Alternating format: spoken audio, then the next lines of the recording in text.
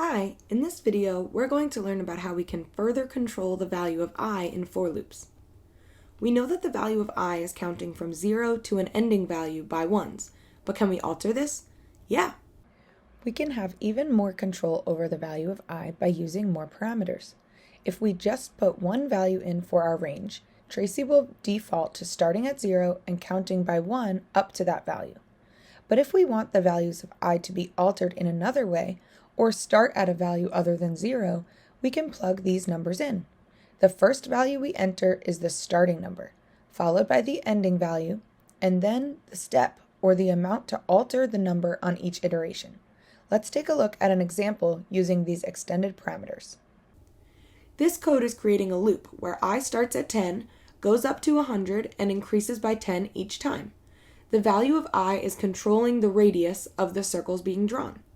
So the first circle Tracy draws has a radius of 10, and then I increases by 10 and becomes 20. The value of I keeps increasing this way, 10, 20, 30, 40, until it reaches 100 when it ends. 100 is not included in our loop, so if we wanted our final circle to have a radius of 100, we'd need to make the ending value greater than 100. Let's look at another example. Here, I is starting at 0 and counting up to 5. We are using I in our code to control the radius of our shape. We are using the extended parameters for the circle command, so Tracy will actually be drawing squares because we've entered 4 for the number of points. But when we run this code, it looks like nothing happened. Well, our value of I is starting at 0, so we're first having Tracy draw a square with a radius of 0, which will be nothing. Then our radius is increasing to 1, but a square with sides of 1 pixel are too small for us to see with Tracy in the way. The radius value is increasing until it reaches 5, but that's still too small to see.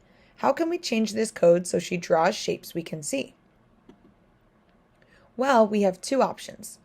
The first thing we could do is use a mathematical expression to increase the value of I by 20 on each iteration. Or we could alter the value of I by using our extended parameters. In this case, I would start at 20 and increase by 20 on each iteration until I reaches a value of 80. In all of these examples we've seen so far, the value of I has only been increasing. Do you think it is possible to have values of I decrease on each iteration?